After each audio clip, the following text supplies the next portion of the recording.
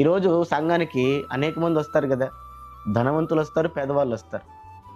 ఆ సంఘస్థులలో చూడండి ఎంతోమంది పేదవాళ్ళు ఉంటారు, ఎంతోమంది ఒక పూట తిండికి లేని వాళ్ళు ఉంటారు. నా కళ్ళారా చూసినాను. ఎన్ని శ్రమల గుండా వెళ్తుంటారో, ఎన్ని ఇబ్బందులు గుండా వెళ్తుంటారో. బిడ్డలు వదిలేసిన వాళ్ళు కొంతమంది ఉంటారు, బిడ్డలు కోల్పోయిన వాళ్ళు కొంతమంది ఉంటారు. అసలు ఏం చేయాలో దిక్కుతోచని స్థితిలో ఉంటారు. మరి అటువంటి వారిని ఐడెంటిఫై చేసి వారికి సహాయం చేయడం ఏమైనా తప్పైన పనా?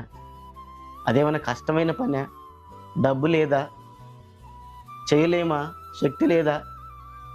మరి ఎన్ని సంఘాలలో ఈ క్రమాన్ని మనం చూస్తున్నాం చెప్పండి.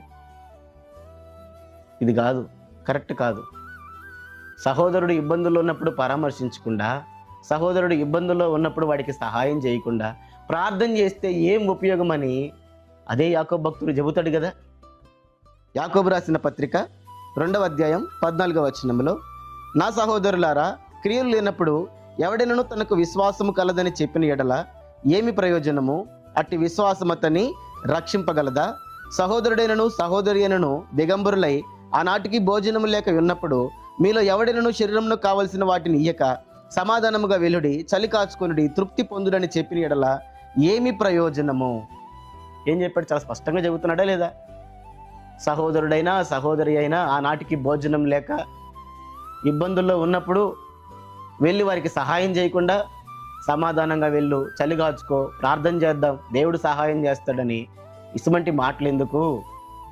ఇది క్రియలు లేని విశ్వాసం, ఇది మృతమైన విశ్వాసం, చచ్చిన విశ్వాసం. అరే, విశ్వాసమే చచ్చిపోయినప్పుడు ఆ విశ్వాసాన్ని కలిగి ఉన్న విశ్వాసం ఎలా బతుకుతాడు?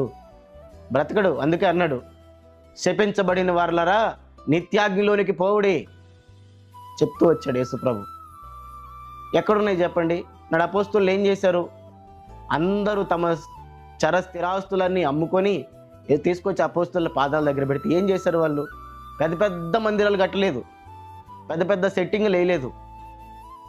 లేని వారందరికీ పంచిపెట్టారు, అక్కరి కొలది పంచిపెట్టారు. మరి ఈరోజు తీసుకునేదే చూస్తున్నాం తప్ప ఇచ్చేది ఎక్కడ కనపడుతుంది? కనపడడం లేదు.